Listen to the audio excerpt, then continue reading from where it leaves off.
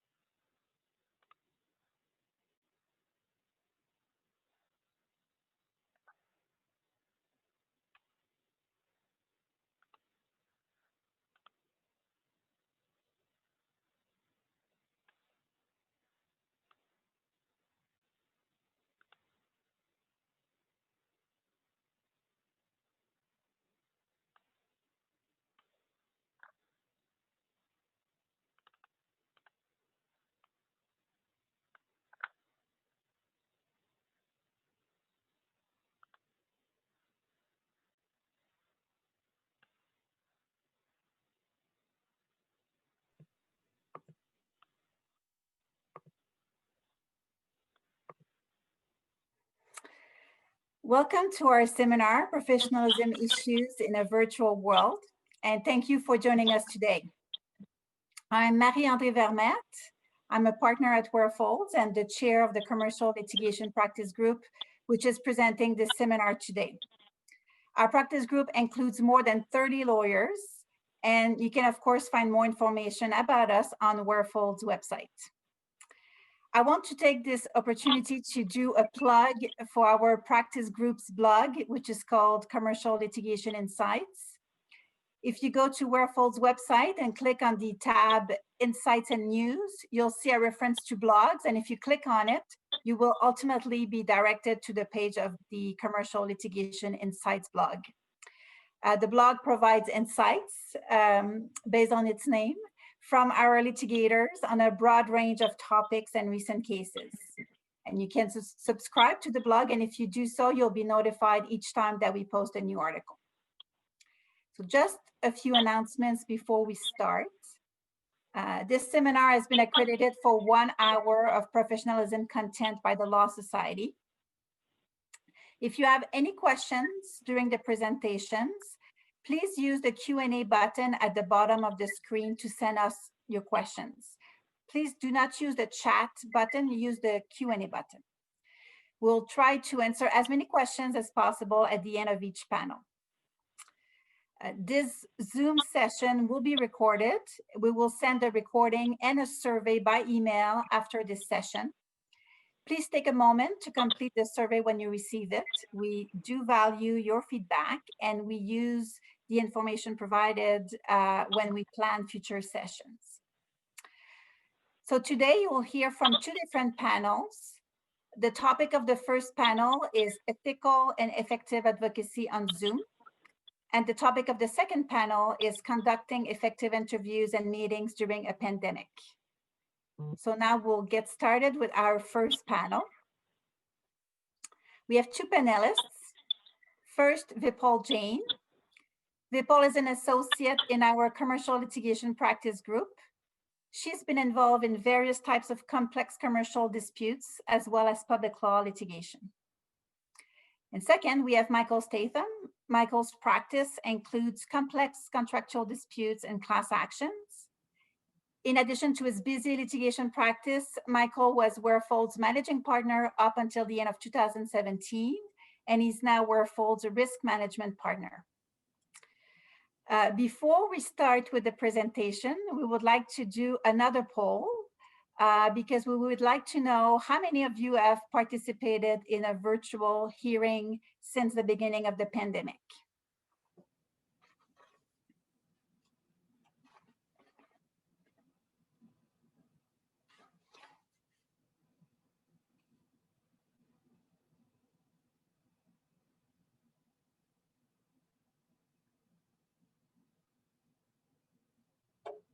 Okay, I think we can end the poll and show the results.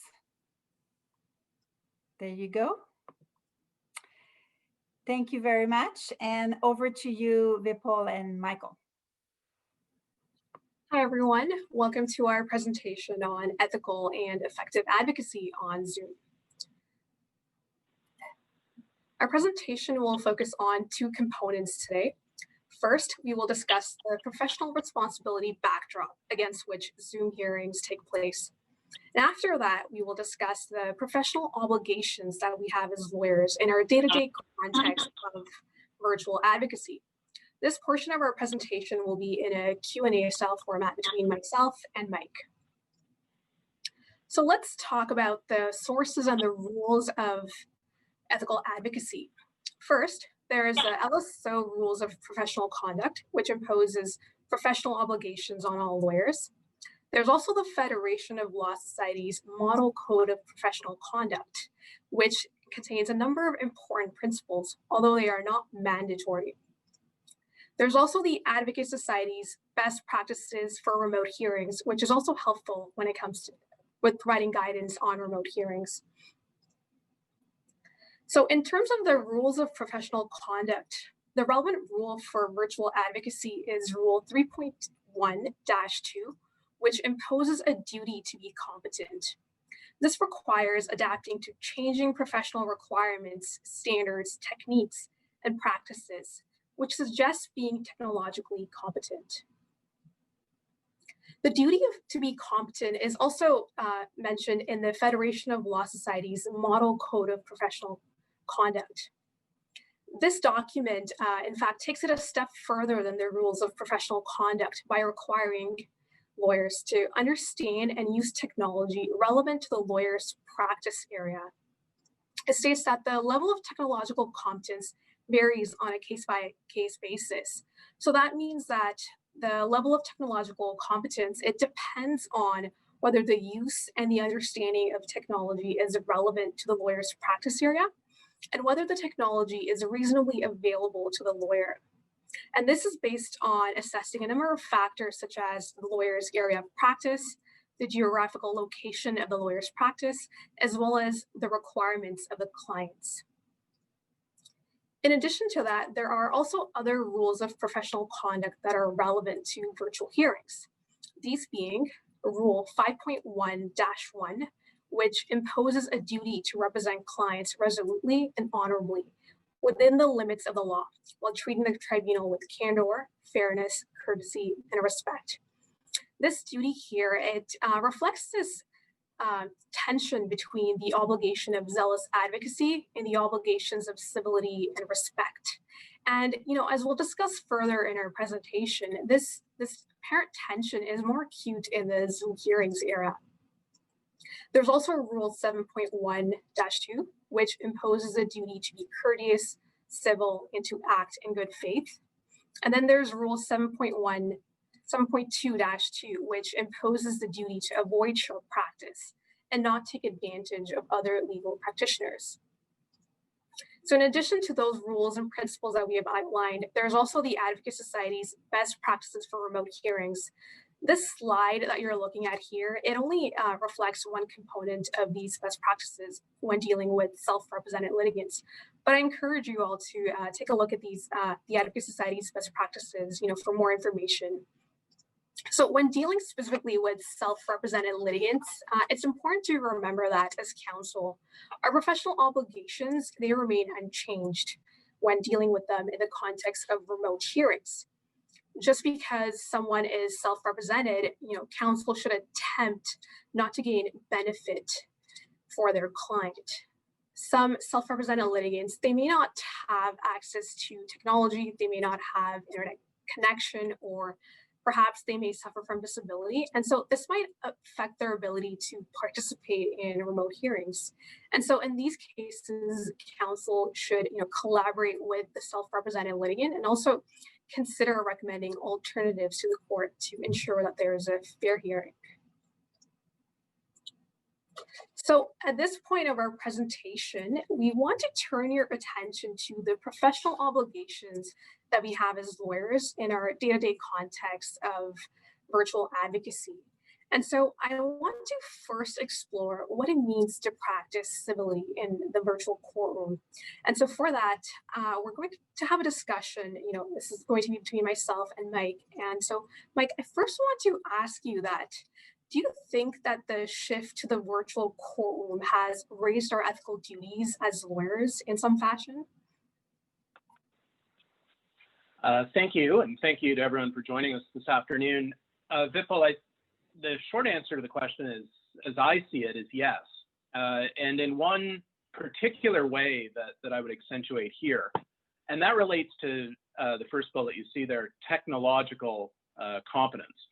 You had up on our screens a moment ago, Law Society Rule 3.1-2, which is an express duty of competence that is really by any measure at the core of or fundamental to ethical lawyering. My sense of it is that one can reasonably imply that existing duty encompasses, at least implicitly, an ethical requirement to carry out virtual hearings in a workable and efficient way, meeting the standard that in the conduct of the hearing virtually that the lawyer would otherwise meet in a courtroom or an arbitration room or a discovery room, the various places that we practice. The commentary to the rule that you took us to refers to adaptation, adapting to changing circumstances, to techniques and practices. And that's really, in my estimation, what all of us have been dealing with these last few months. The need generated at first instance out of a societal crisis, but going forward, a mode of practice virtually that is going to stick with us. And that requires adaptation, it requires flexibility, it requires, in some cases, the gaining of new skills, a comfort level in navigating a platform that may not have been all that familiar to many of us at the outset. And it all, as I'll come to in our discussion here, really lands at preparation and organization. And those sound or may sound like fairly anodyne but important things that we all do in our cases. But the need to prepare and organize and to get comfortable with how these platforms work is essential to putting on the case that you want to put on. And it's for that reason that I, in my view, it's implicit that a ethical requirement of competence is brought to bear in technological hearings. Just one last, or virtual hearings, one last point to that, just to pick up on the Federation of Law Societies model rule that you referenced, Vipul. That was adopted by the Federation in late 2019, pre-pandemic. And Alberta has since adopted it just weeks before society turned at the end of February of this year. And I think that whether or not that comes to Ontario, I think it ultimately might in the next package of rule amendments. The fact that it's been made express, I think, is really underscores what we've been saying here about the ethical underlay of virtual hearings. Thank you, Mike. So I think you illustrated an important point on just adapting to technology, being prepared, but also this notion of being technologically competent. What I want to ask you more about is civility. Like, what does this focus on? What does civility look like in the virtual context, in the context of a virtual courtroom? Well, we'll come in the discussion to some of the points that are identified in that last bullet on your screen about how one deals with the slips and mistakes and things that are well familiar to this audience in terms of its practice outside of virtual hearings. But one aspect I wanted to touch on of what I think is an enhanced focus on civility is looking at your virtual hearing through the lens of, or being empathetic to the lens of the judge or the arbitrator, the mediator. If you're in any hearing with a decision maker, thinking through what that hearing looks like from their perspective. And this has all been drilled into all of us over time about making the case easy to follow for the trier of fact, making it easy, making having that person not have to engage in a series of additional work to follow your point. And I think that, as I see it, that really is a critical aspect of civility in this virtual hearing world, comes right back to preparation and organization, the second bullet. And that is absolutely acute here from my perspective. I grew up trained by people in this firm that perhaps to the point of obsessiveness, your pre-hearing focus is always on everything that could go wrong in that courtroom, or every question that might be asked, or everything you might not anticipate. And you never get it all quite right, but that's the mindset that I've always, and many people go into a hearing with. The universe of things that you're confronting now in this virtual context can be overwhelming, can be daunting. I found it to be such in the early days, but it's answered by preparation, organization, and this overall perspective of how do I put this case so that the trier of fact is focused on the case and not the surrounding platform that you're on. You want the hearing that you would have put on in a courtroom. You want to replicate that in the virtual world as best you can. Thank you, Mike. I also want to talk about what it means to maintain etiquette and dignity in a virtual courtroom. We're probably all very familiar with some of the stories that have come out in the public, not just in the legal context, but also the non-legal context, where people have forgotten that their cameras have been left on, and they didn't basically fail to pay attention to etiquette and respect in that context. So, we're multiple months into this pandemic and multiple months into this virtual court or virtual hearing experience. So what are some things that, Mike, that you think are, we may not be thinking about, but we should pay more attention to? Well, you hit upon, in a general way, we've all become aware of sort of the funny or humorous stories that have sort of come out of virtual hearings. The U.S. Supreme Court teleconference at which the audience could hear a toilet flushing is perhaps the paradigm example of that in the legal world. I come at it very simply from the perspective of just always persuading myself, always drilling into my own head that the camera is always on, the microphone is always on.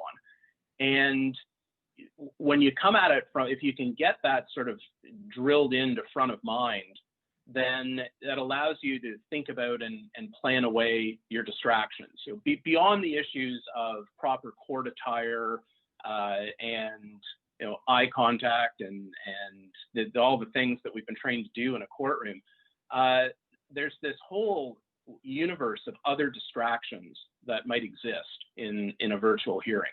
And part of your preparation has to be, in my view, turning your mind to, well, what can I control? It's all about the things that you can control. If you know that your hearing date intersects with the day that your neighbor's landscaper comes over, then you can work around that. You can sort of predict what might happen and try and control and isolate for it. You're never going to catch all of it. The technology gremlins are going to get you. They've got me in this presentation in some respects.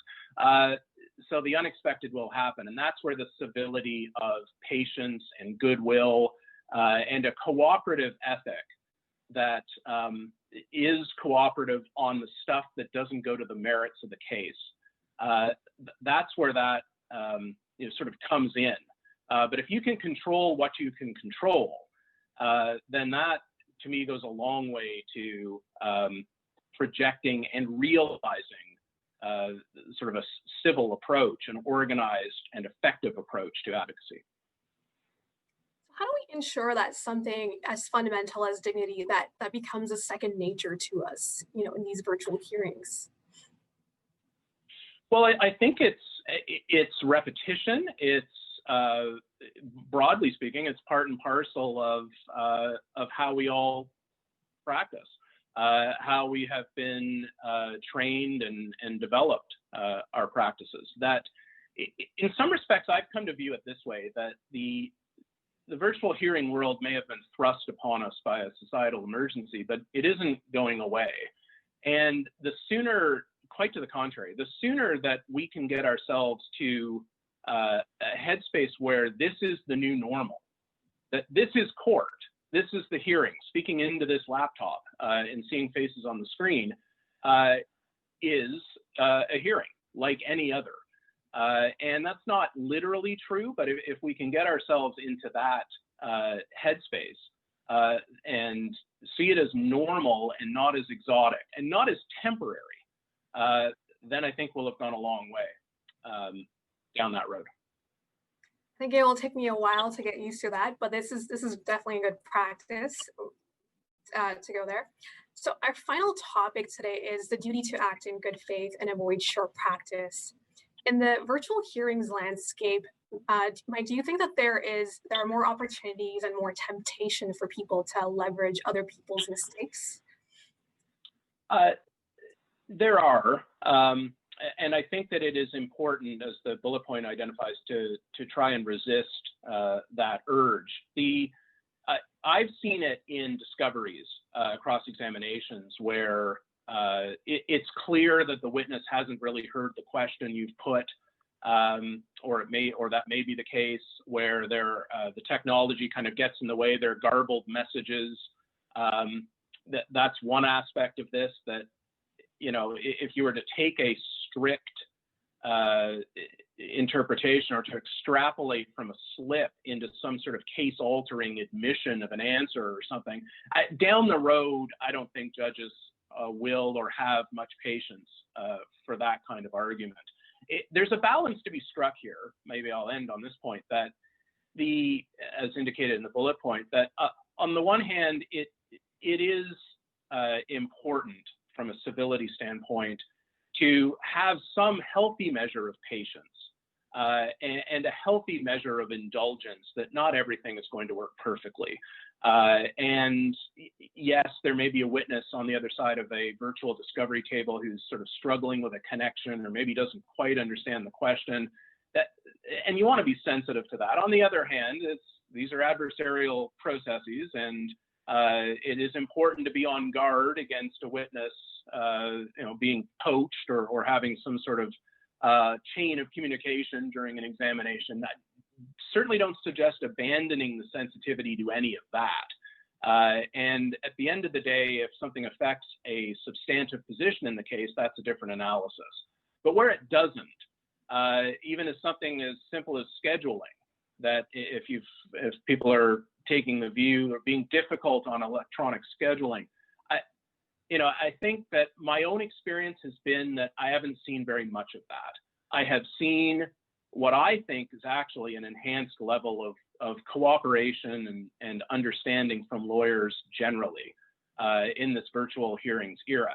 I think the really interesting question is, does that spirit, if I can put it that way, survive and endure a point in time where we as a society are closer to normal than we are right now, where we're vaccinated and some element of normal life returns? Is an enhanced civility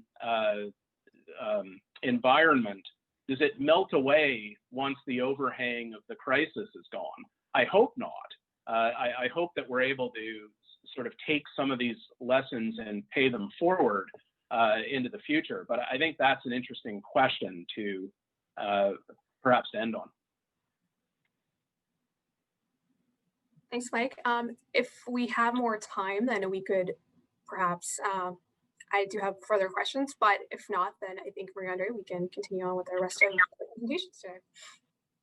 Thank you very much, Vipul and Michael. I encourage you to send your questions using the Q&A button at the bottom of the screen. If you have any, maybe in the meantime, we received a couple of questions before the seminar. So maybe I'll ask you a quick one while we wait to see whether people will be sending questions in the Q&A. Someone asked about the dress code when you appear in a virtual hearing. Yeah, I think the simple answer to that is, of course, the gowning requirements, at least for the moment, have been shelved. Otherwise, the sort of tie and suit and for the men and proper business attire for women is the order of the day. I think that that's definitely the case. That includes, at least my own perspective on this, is that includes sort of head to toe. Because you never quite know what's going to happen in the course of a hearing, or you may be lunging for a paper brief or so forth. So best to stay professional at all times. One point that I would raise is some insight on that, and Vipul mentioned this, but I just want to accentuate it because it's helpful and very good. The Advocate Society best practices for virtual hearings is a goldmine of guidance and information from the substantive of the organization of material right through to questions like appropriate attire. And I commend that to everyone. It's a very helpful document. Thanks, Mike. We won't ask you to get up to see whether you're abiding by your advice about from head to toe. We've got a few questions. One is, what are your thoughts on virtual backgrounds? Can you use one? Can you use a courtroom? Any thoughts on that? I'm sorry, I missed the last part of the question, Marie-Andre. The question was, can you use a courtroom? I'm not sure if it's a picture of a courtroom as a background or. I suppose one could. I've seen some perfectly fine virtual backgrounds, and I've seen some that, at least this is subjective, but at least for my own taste, where they're playing it a bit too cute. I'm not a fan of the Golden Gate Bridge as a backdrop in a hearing, for example. I've seen that. A courtroom might be just sort of classy and understated enough to make the point. Backgrounds are a struggle sometimes. I have a far from perfect one here, and it is tough in the home environment sometimes to get that perfect background for a judge to be looking at. Judges often use a courtroom background with the crest. I mean, one issue with backgrounds is that you can get distorted and it can become distracting. And sometimes people have to train themselves not to move too much. Otherwise, the background does funny things. But thank you very much, Vipul and Michael. That's all the time we have for your panel. So we are now going to continue with our second panel, which is conducting effective interviews and meetings during a pandemic. And we have two panelists. First, Nadia Chiesa. Nadia is a partner in our commercial litigation practice group. In addition to her Canadian commercial litigation practice, she co-chairs our Caribbean practice group, which deals with multi-jurisdictional litigation involving complex corporate and commercial disputes in various jurisdictions. And second, we have Ken Prehogan. Ken is trial and appellate counsel in all manner of corporate, commercial, and real estate matters. He's recognized as a leading practitioner in commercial litigation in the usual directories. So Nadia and Ken, over to you.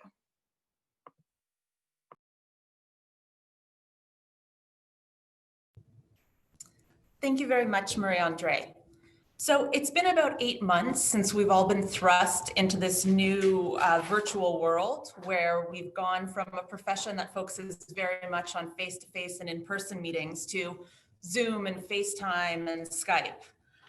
I personally am feeling more comfortable with this. I think we've all had to learn to get comfortable with Zoom very quickly in particular, but the landscape is still evolving and still very unclear.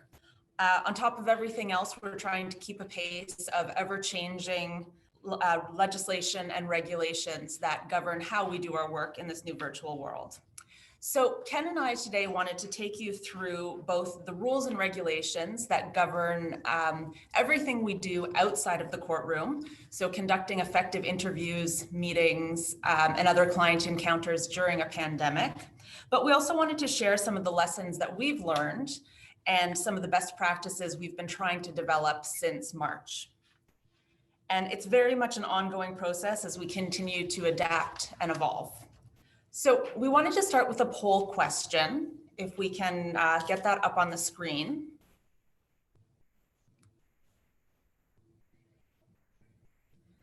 So the question to start is, are our obligations as lawyers to maintain confidentiality relaxed when working with clients virtually?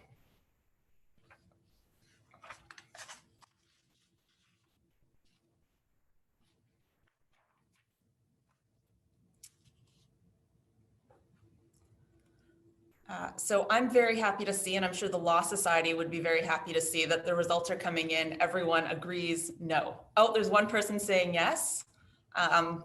So they may want to take a quick look at Rule 3.3-1, which is the rule that imposes the obligation to protect confidentiality.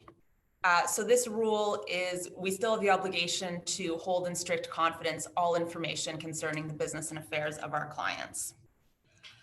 This has been a challenge perhaps during the pandemic because many of us are not working in ideal circumstances. We don't all have doors that we can close and an office that we can lock at the end of the day. Both lawyers and our clients are largely, many of us are working from shared spaces, from living rooms and basements and corners of the kitchen as we try and make do in this situation. So we have to be very vigilant about protecting both the confidentiality of our clients' information and also solicitor-client privilege, both at the lawyer's end and at the client's end when we're dealing with our clients.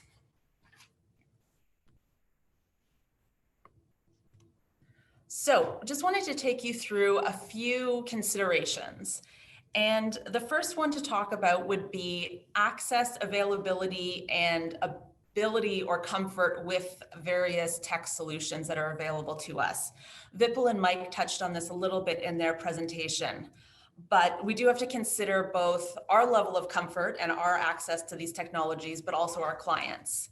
And I know there's been a real push towards everyone getting on video conferences and Zoom conferences, but that's not necessarily a platform that, for example, some of my older clients are comfortable with. And so you should consider, will a phone call suffice, or do you really need to get on video? And if you have to get on video, how are you going to make sure your client's prepared and comfortable to work in that manner? That's also one of the other considerations a little down this list, is getting the client's consent to proceed virtually. Where you're meeting a client for the first time, don't forget that you do need to identify the client or the party that you're dealing with. We'll touch on the bylaw 7.1 requirements in a little bit, but those still exist now that we're working in this virtual world. Make sure you actually know who you're video conferencing with on the other end. You should also consider privacy for the client and the lawyer. So, for example, who else is in the room? Who's within earshot? This raises, given that so many of us are working out of shared spaces, there are considerations and concerns about potentially breaching solicitor-client privilege, issues of undue influence. If you're in a setting, as Mike mentioned, where there's an examination going on, is it possible the party being examined is being coached by someone else in the room? So these are all things to consider, both in our day-to-day meetings with clients, but also when we move into examinations, cross-examinations, and trial settings. You should also turn your mind to how to best share, review, and execute documents when you're working with clients virtually. The screen share function that I'm using right now is quite convenient, but it takes a little bit of playing around with to get comfortable with it. Do you have clients perhaps that it's easier just to print things at the office and send them a courier package so that they've got hard copies in front of them? And lastly, we do have to keep in mind that we still have to keep detailed records, however you do that, wherever you're working from, but the obligations to keep records haven't gone out the window with the pandemic. I wanted to briefly touch on virtual AGMs under this rubric of virtual meetings. I've got the two provisions there for the OBCA and the CBCA. Under the OBCA, you can have a virtual AGM unless it's prohibited. Under the CBCA, you can't hold a virtual AGM unless it's permitted. The emergency order that was in place in Ontario from March through to, I believe it was early September, allowed any corporations under either to proceed by virtual AGM, but those emergency orders have now ended. And so it's these provisions in the OBCA and CBCA which govern.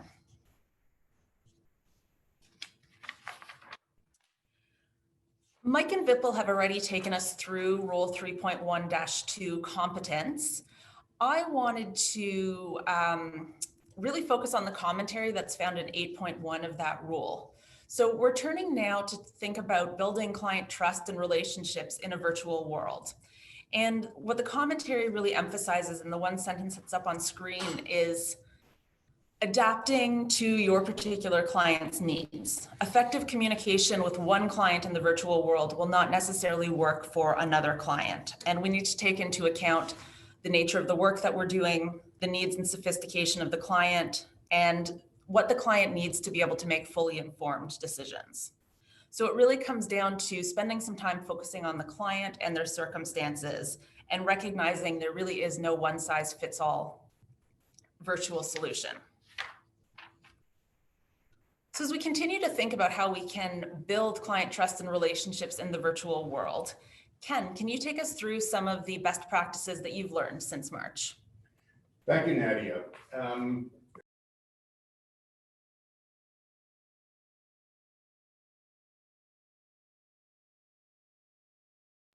Oh, Ken, you're on mute. Okay. Sorry, I think I'm okay now. You're mute yours. So it's been, sorry for that. It's been 8 months since COVID came into all of our lives in a big way last March. The courts shut down. Hearings were canceled. Many of our offices were closed. We found ourselves wondering what would happen next. I feel very fortunate, we should all feel fortunate, that the courts adjusted relatively quickly. So did the private reporters.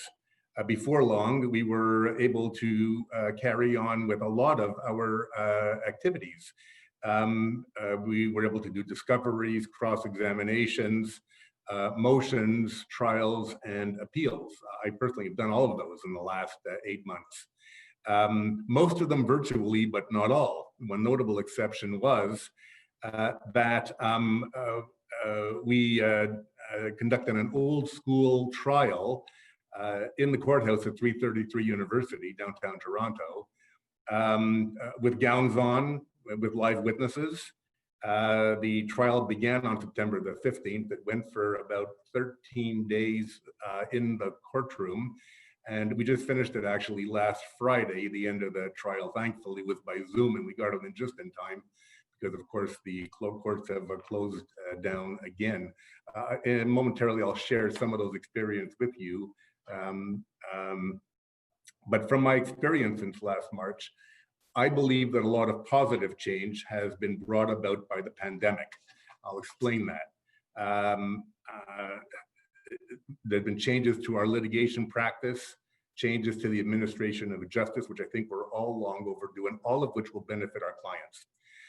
These changes go to the very heart of our professional obligations of competence to provide quality of service and to cooperate with each other, as mentioned by my colleagues. The backdrop is that everybody is coping. We're all coping with practicing during the pandemic in different ways, with different challenges. People are working from home. They may have small children, pets, poor internet connections. I've seen all of these in my hearings. And these are just some of the things that we have seen. But this has also presented an opportunity for all of us. We all should, and everyone I have seen and dealt with is making an extra effort to cooperate with each other and to help each other in scheduling hearings, in agreeing to reasonable extensions of time to file documents, extending deadlines, whatever we can do. And I've seen a real stepping up of the profession in helping this along. And I believe this is very possible even in this adversarial world that we live in, to be more considerate and open. A number of changes brought about by the pandemic have streamlined our processes, which saves money for our clients and benefits the environment. I'll give you a few examples. One of my favorite ones is that the pandemic has apparently eliminated motion scheduling court for motions over 2 hours. I remember not that long ago heading up to 393 University, waiting for the judge to go through about 20 cases before coming to mine, and then getting back to the office at 11 or 11:30, having accomplished practically nothing during the morning. It used to be worse, actually. We used to have to gown for those events, so it took even more time. Now we do things totally differently. We schedule motions by email, which is something which is handled by our assistants or clerks. This is a major saving of time to us. It's a big savings of money to our clients, which they appreciate. Another positive change is that we can now file motion materials electronically. My assistant now uploads the documents onto sync.com and sends a link to opposing counsel, and it's done. So there's no necessity to serve these documents. And think of how much more efficient that is of our assistant's time. And the thing I thought about is how much more environmentally friendly is this than the old way. We used to print tons of papers, a whole set of motion materials for each defendant, for each party to serve, and for the court. We don't do that anymore. Our process servers burn less fossil fuel serving documents and filing them with the court. So I think that's a very positive step for all of us. The other thing that I welcome from the pandemic, a third benefit, is the proliferation of hearings in writing. A case in point, I had an appeal of a lengthy trial decision. It was a 10-day trial. It was scheduled in the Court of Appeal at the end of March. And I was already preparing it when COVID hit and the court's pretty much closed. So there was a lot of transcript to read, and as I say, there was much preparation to do. The court sent a notification to the parties asking whether the case could be heard based on the written record, and basically said, if you don't think so, you better give us a good reason, because that was obviously the direction they wanted to go in. The Court of Appeal was quite eager to keep things moving throughout the pandemic as much as they could. And as it turned out, they did decide the case on the written record. And I can tell you, the party saved a lot of money, and it was a very good decision. All to say that I believe the administration of justice has taken a positive turn brought about by the pandemic, and by being forced to streamline its processes and resulting in a better use of our time and savings to our clients. Nadia?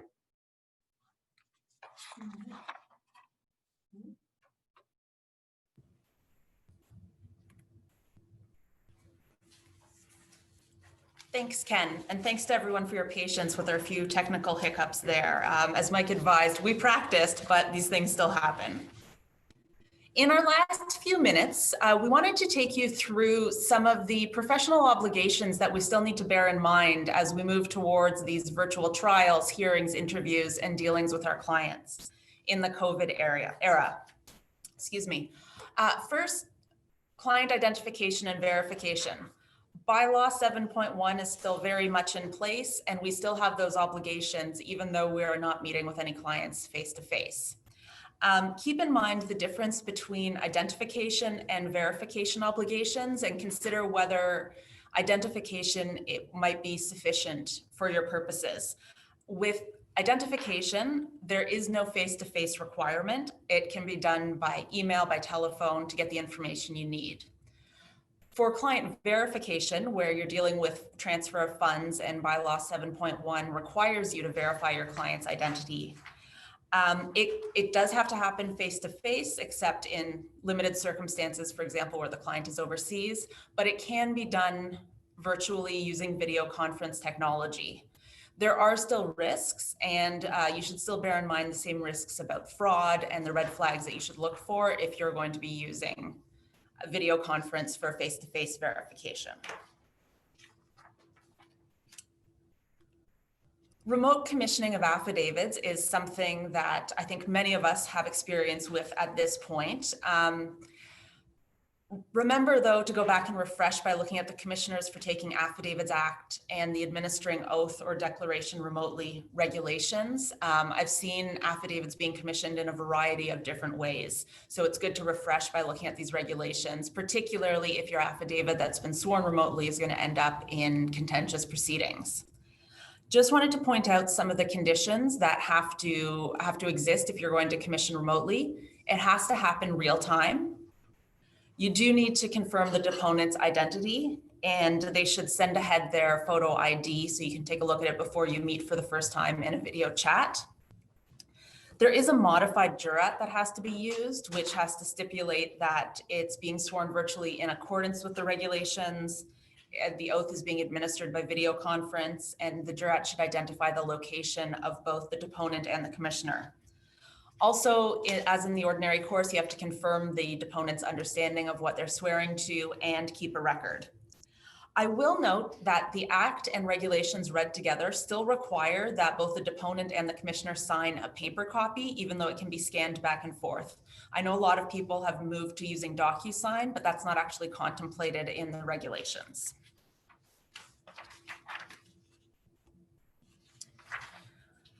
When it comes to signing documents, so we're talking about not commissioning or notarizing, I will just point out notarizing cannot yet be done remotely. There's no regulations that speak to that. When you're signing documents, it really is a substantive legal issue, so you should check the governing legislation to see what applies. The Electronic Commerce Act 2000 applies generally to electronic signatures, so you may want to refresh by taking a look at that. Lastly, I was interested to note that when we're dealing with new retainers and engagement letters, retainer letters don't actually need to be signed. Of course, it is a best practice, and the Law Society recommends that we confirm every engagement in a retainer letter or engagement letter that's signed by both parties, but it's not a requirement. However, contingency fee agreements must be signed. That's a requirement of the Solicitors Act.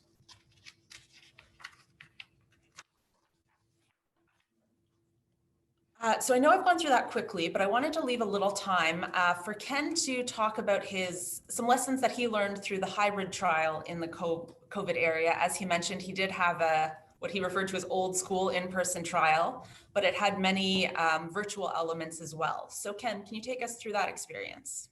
Yes, sure.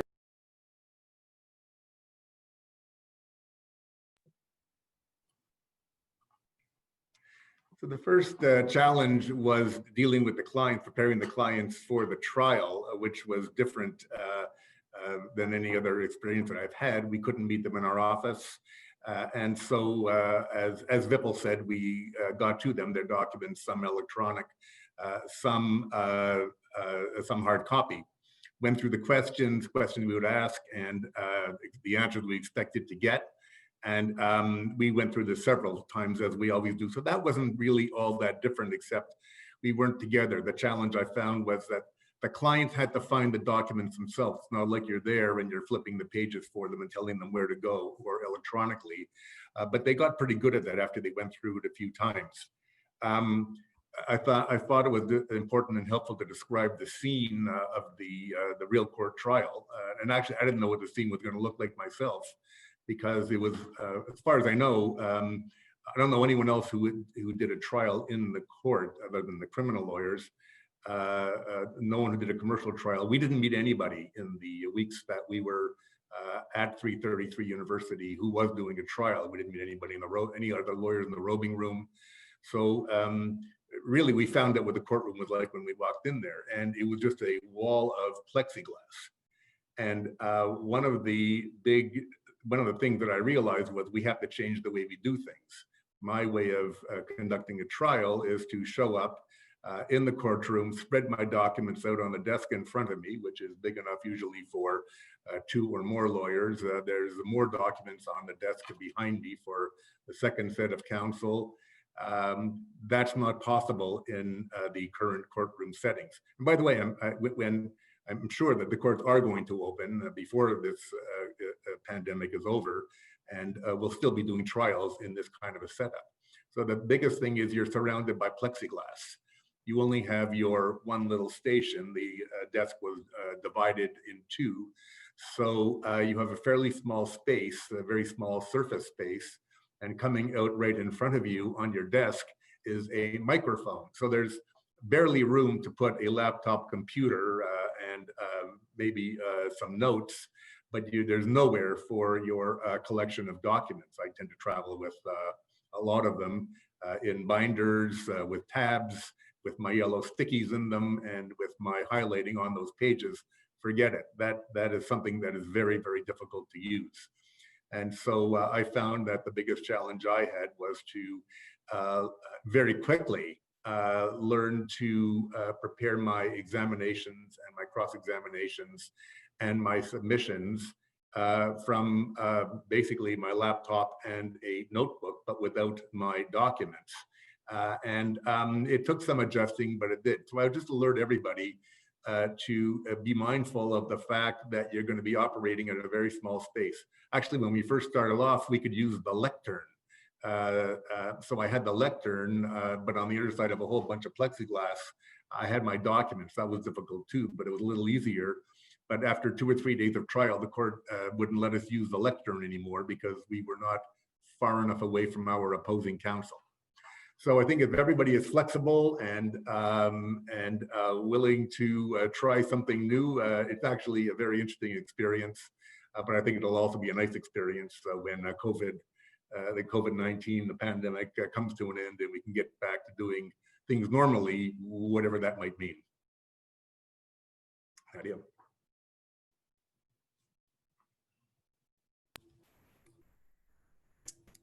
Thanks, Ken. I think we're able to take a few questions now. Marie-Andre, did you have some questions come into the chat? Thank you very much, Nadia and Ken. Yes, we've received some questions, and I would encourage other people to send more.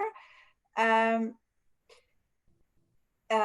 question is, I have found the most difficult thing when examining virtually is having to locate and share the document with the witness.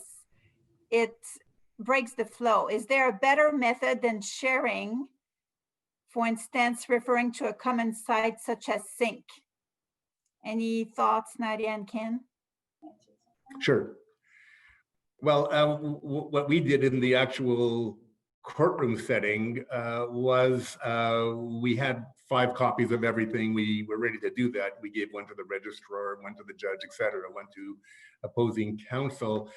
In the virtual setting, it is much more challenging. You have to, if you're examining, you should have it all set up in advance, either on Sync or by your share screen.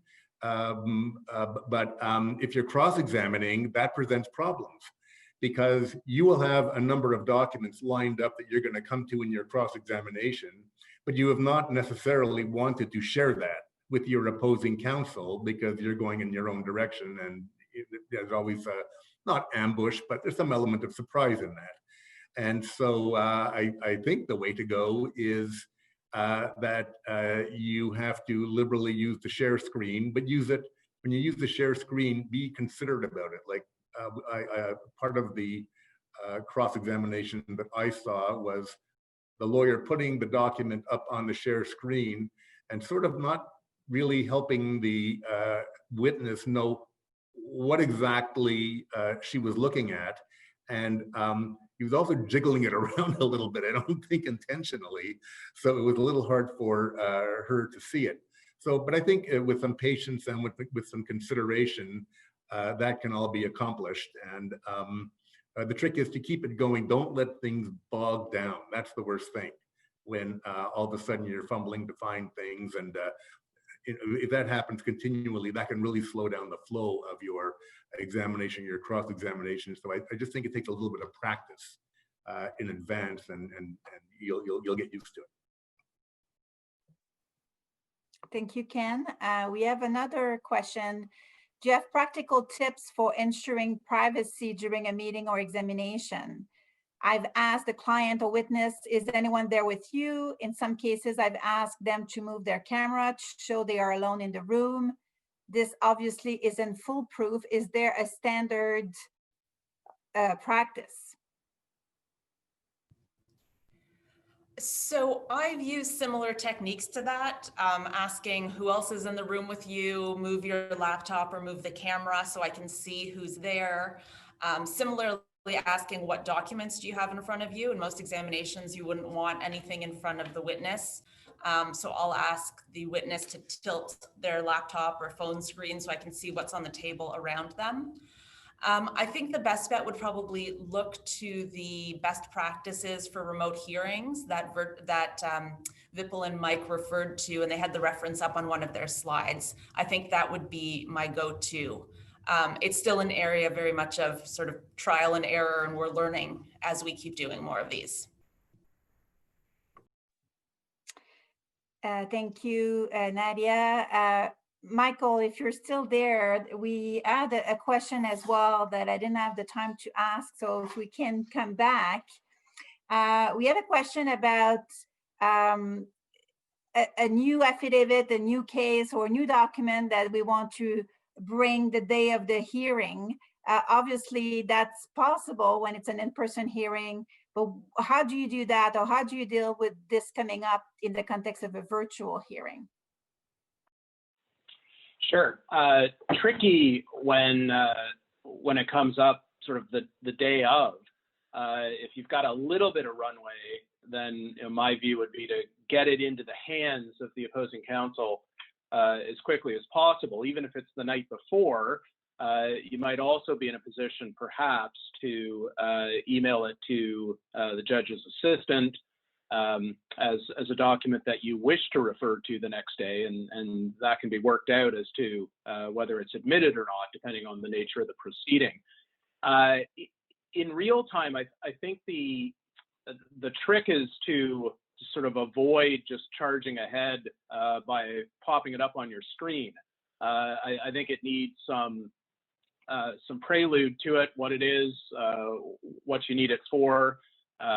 Particularly if you're in a trial, it's not part of the joint book of documents. You want to communicate as early as you can with the other side and take the court's direction on what to do with that document. Some guidance on that too is available in the Advocate Society's best practices, just to sort of get the thinking moving as to what you might do. But there's no question that is one aspect that is much trickier than the time-honored tradition of just brandishing it in the courtroom and waiting for direction. Thank you very much, Mike. It's 3 p.m. So this is the end. Thank you again very much for attending our Professionalism Issues Seminar. If you have any further questions, and we haven't been able to answer all the questions, but if you have any further questions, please don't hesitate to contact the panelists directly, and you can contact me as well. A reminder again to subscribe to our blog and to complete the survey when you receive it. Thank you very much and have a good afternoon.